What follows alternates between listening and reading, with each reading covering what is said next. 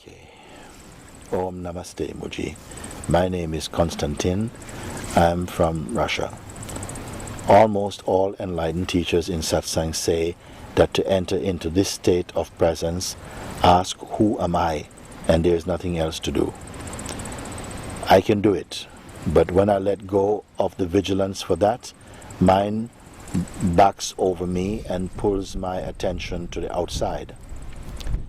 So my question is, should I do sadhana, concentration, asana, pranayama, meditation, and other yoga as additional practice to make a dive that deeper? With love to you and your team, Konstantin.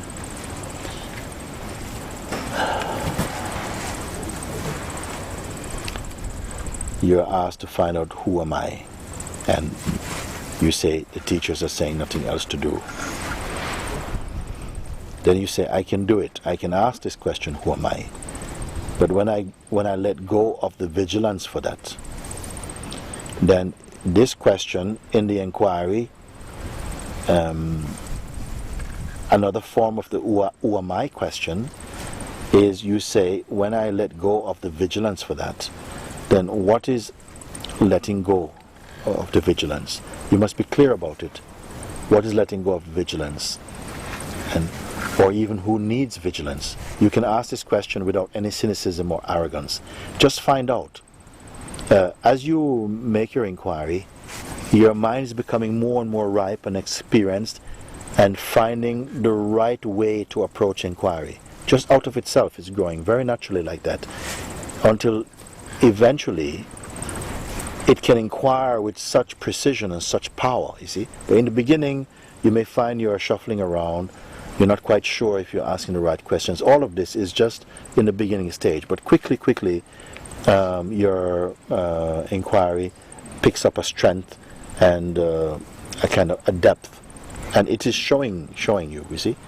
So where I left off, when I let go of the vigilance for that, just determine what is letting go or what is holding on, who needs to be vigilant, you see. And I would say the vigilance is the self in its aspect as the beingness. The feeling I am is somehow combining itself with the conditioning, the ego and personality or so, like this.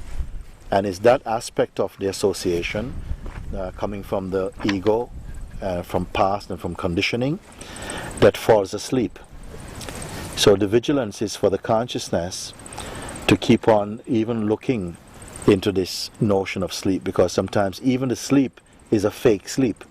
Sometimes the mind just goes into a kind of sleep to avoid the inquiry, but something is aware even of this like this. And just keep on confirming and verifying that the awareness is not undergoing any transformation. As soon as that becomes clear, all these kind of states of falling asleep, confusion, they'll just fall away, because they're not true. So I'm going to deal with that before we go to the last part.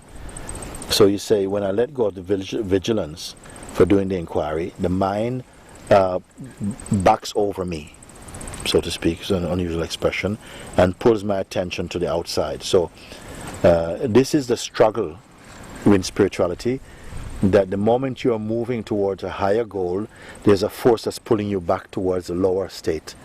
This type of toing and froing will continue for a while, but you must not give up. That's one, you must never give up. At this stage, the mind is putting up a fight. It doesn't want to be shaken away, shaken out of its armchair of rulership. So there's some kind of resistance come.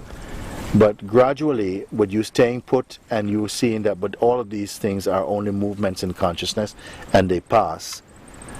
With looking at all of, becoming clear of all this, the mind actually is growing tired. It's going to fade. If it doesn't get the food it usually gets, which is your identification, your belief, and your interest towards the mind. If it doesn't get that, initially it will rebel, but after that it will get exhausted.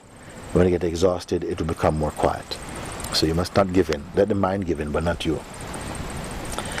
Then you say, so my question is, should I do sadhana in the form of concentration, asana, pranayama, meditation, or other yogas. No, go back to the point I just mentioned and look at this thing which wants to. If I tell you go and do these things, then I'm telling you the inquiry is not enough. But what I'm telling you, the inquiry is enough. And if you are exercising, employing the inquiry, you can leave all of this alone. Forget about all of those things. Concentration, asanas, pranayama, meditation, although you don't need to do it. Just satisfactory inquiry, nothing else is needed with it. Have that conviction and complete it. Because maybe the mind itself would like to say, why don't we do some concentration instead? All this inquiry stuff is not working. Why don't we do some asana? Look, I can do this. Then he will say, pranayama, yeah, let's watch. Let's just watch the breath and watch it. Because you know it's not going to get anywhere, no.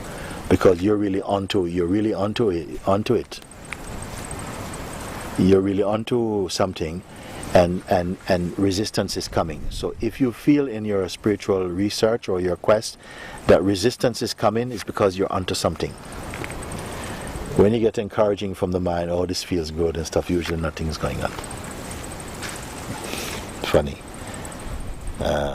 And then you had, or should you do any other additional practice to make a dive into what is, deeper? No, you don't do it. Stick with the inquiry.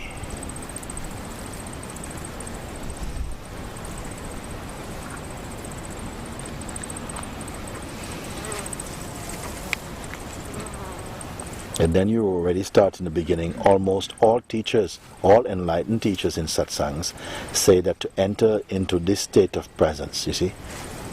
I would rather say to recognize your inherent being or the state of presence, because it is not brought in from somewhere else, it's not created. It's just unmasked. It is already there. You are the presence. When you say I, it means presence. It doesn't mean John Brown. I means presence. And you will come to see this, you see. It was already presence before it became John or George. It was already presence. And when it became George, it was still presence, pretending to be George.